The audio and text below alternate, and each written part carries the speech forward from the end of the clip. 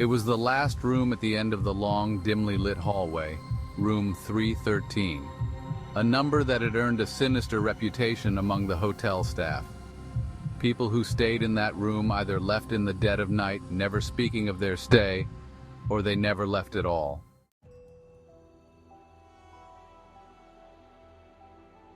Martin, a seasoned traveler, wasn't one for superstition.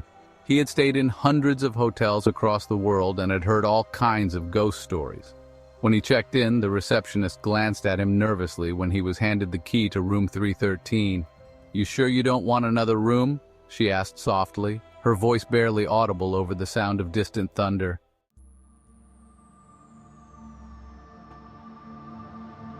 Martin shrugged it off with a grin, assuming it was just a prank played on tourists.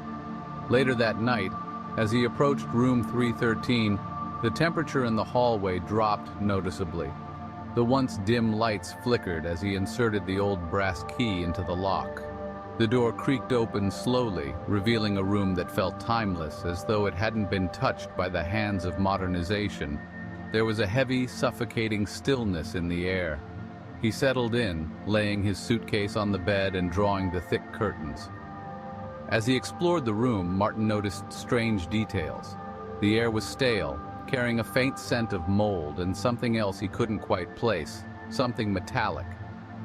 The clock on the nightstand ticked, but the time never changed.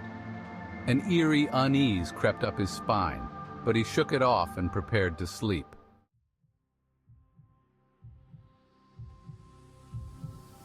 Just as he drifted off, a soft knock echoed from the door. Martin groggily checked the clock. It was 3:13 a.m. exactly. Annoyed, he pulled himself out of bed and opened the door to find the hallway empty. He glanced left and right, but there wasn't a soul in sight. Shaking his head, he shut the door, locking it behind him.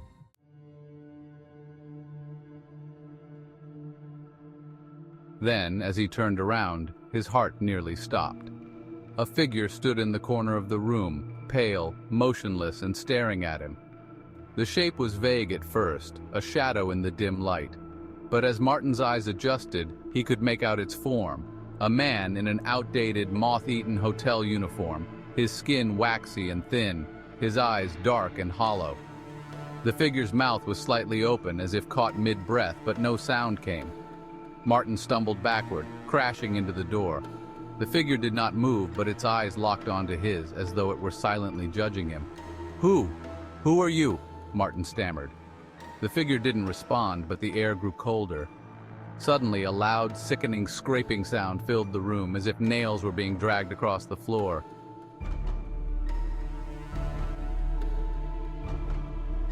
Martin looked down in horror as the floorboards beneath the bed began to tremble. From the darkness under the bed, more pale, lifeless hands began to crawl out, grasping at the air, pulling themselves out of the abyss below. Martin's breath quickened as the bed shook violently. One of the hands, cold and clammy, latched onto his ankle. He screamed and kicked, but the grip was inhumanly strong, like it was fueled by centuries of desperation. More hands emerged, gripping him by the legs and torso, dragging him slowly toward the bed. Panicked, Martin clawed at the door behind him, trying to pull himself free, but the door wouldn't budge.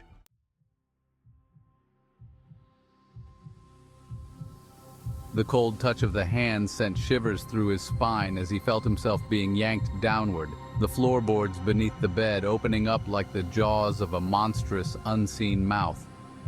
The figure in the corner finally moved, stepping forward with a slow, deliberate pace. As it approached, Martin saw its eyes, empty but full of sorrow and malice. It bent down beside him, its cold breath washing over his face. "You are the next," it whispered in a voice so hollow it barely seemed human. Martin's screams echoed through the room, but no one in the hotel could hear him. The hands pulled him completely under the bed, into the dark, into the unknown. The floorboard sealed shut with a loud crack.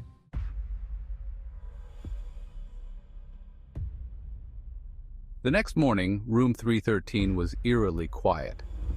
When the cleaning staff entered, they found the room undisturbed. Martin's suitcase lay on the bed, but there was no trace of him. His disappearance became just another mystery added to the long, horrifying history of room 313. That night, the receptionist handed another guest the key to room 313 with a shaky hand, and the cycle began again. For in room 313, no one truly leaves. They simply become the next eternal guest.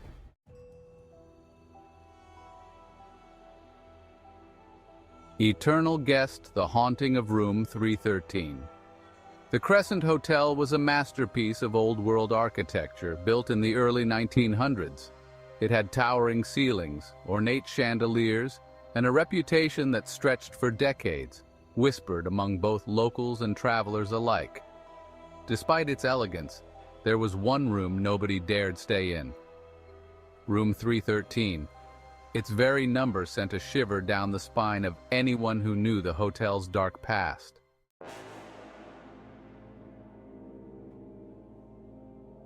The Crescent Hotel was a masterpiece of old-world architecture, built in the early 1900s. It had towering ceilings, ornate chandeliers, and a reputation that stretched for decades, whispered among both locals and travelers alike. Despite its elegance, there was one room nobody dared stay in, room 313. Its very number sent a shiver down the spine of anyone who knew the hotel's dark past.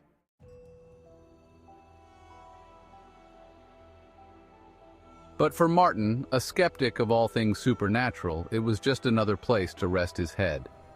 Martin was a seasoned traveler, hardened by years of globe-trotting and business trips. Ghost stories were nothing more than amusing tales told to tourists in his mind. When he checked into the Crescent, the receptionist, a middle-aged woman with a gaunt, pale face, handed him the key to room 313 with trembling fingers. "Are you sure you want this room?" she whispered. Her voice cracked with what sounded like genuine fear. Martin smiled dismissively, taking the key from her. "I think I'll survive." The receptionist leaned in slightly, her eyes wide. "Many who stay in that room don't." Unfazed, Martin laughed it off. "It's just a room. I'll be fine."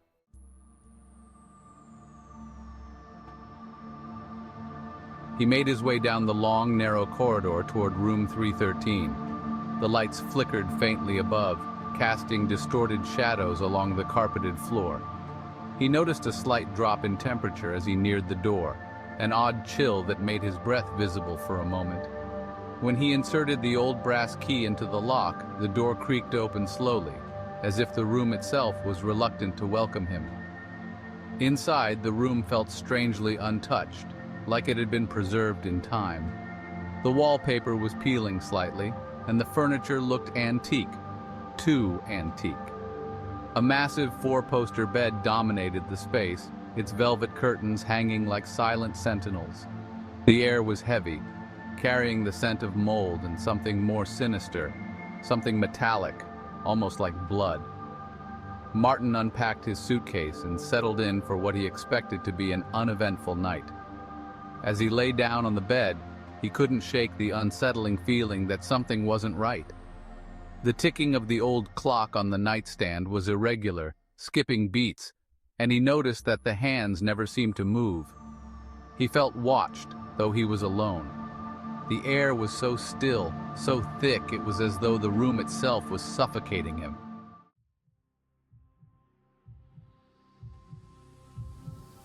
Around midnight, Martin's eyes flew open. The silence of the room was broken by a faint but unmistakable knocking. Knock, knock, knock. He sat up, his pulse quickening. The knocking came from the door, but when he checked the hallway, there was no one there. Just the flickering dim lights and the seemingly endless corridor stretching into darkness.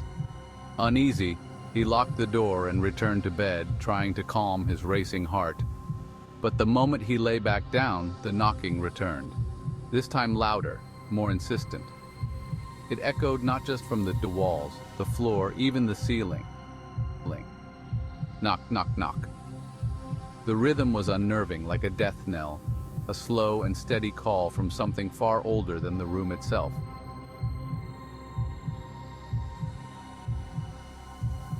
Martin's breath caught in his throat as a soft, eerie whisper drifted through the air, seeming to come from all directions at once. "Come in!" the voice hissed, barely audible but unmistakable. His blood ran cold. He scanned the room, his eyes wide, searching for the source of the voice.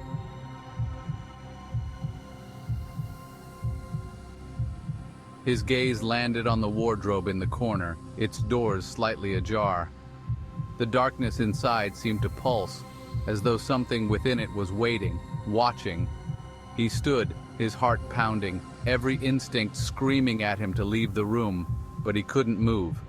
Then the whispers grew louder, more distinct. "You shouldn't be here." Martin's hand trembled as he approached the wardrobe. With every step, the temperature dropped until it felt like he was walking through ice. His breath fogged in front of him as he reached out to close the wardrobe door. As his fingers brushed against the wood, the door slammed shut with a deafening bang. Martin stumbled back, crashing into the nightstand. The lights in the room flickered and then went out, plunging him into total darkness. For a moment, there was only silence.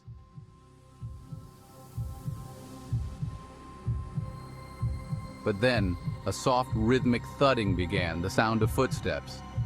They were slow and deliberate, coming from somewhere behind him. Martin froze, too terrified to turn around. He could feel the presence now, looming just inches away from him, its breath cold against the back of his neck.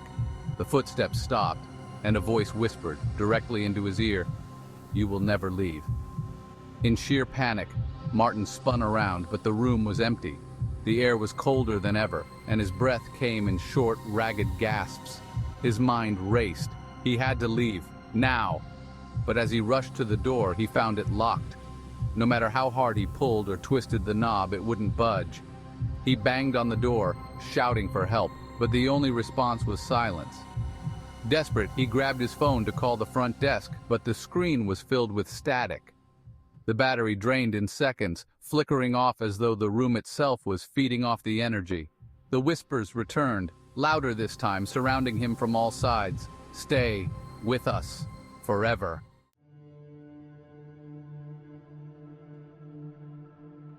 Suddenly the bed began to shake violently, the floorboards beneath it groaning as though something was trying to push its way up from the depths below. From under the bed, pale, skeletal hands emerged, clawing, grasping, reaching for him. The bed trembled as if something monstrous was awakening beneath it, something ancient and hungry. Martin screamed, backing against the wall as the hands multiplied, pulling themselves up from the abyss under the floorboards. The walls seemed to close in, and the air grew thick with the scent of decay. The whispers became chants, voices overlapping in a cacophony of terror. "One of us, one of us, one of us."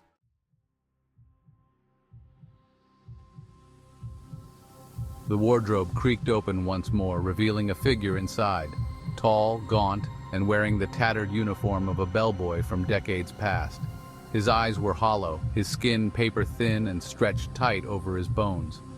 Slowly, deliberately, the figure stepped out, its gaze locked on Martin. A wicked smile twisted across its decaying face. "You will be the next eternal guest," it rasped, its voice like the sound of dry leaves scraping against pavement.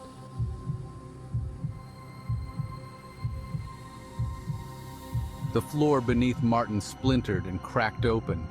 From the void below, more hands reached up, clawing at his legs, dragging him down into the darkness. His screams echoed in the room, but outside no one could hear him. The door to room 313 remained locked, its secret sealed with every passing minute.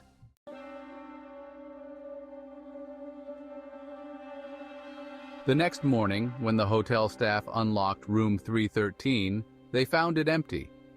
Martin's belongings were there, neatly arranged, but there was no trace of him. The bed was made, the room untouched. Only the faintest scent of decay lingered in the air. Another name was added to the list of the lost, another soul claimed by the room. Room 313 always had space for one more, and it always will.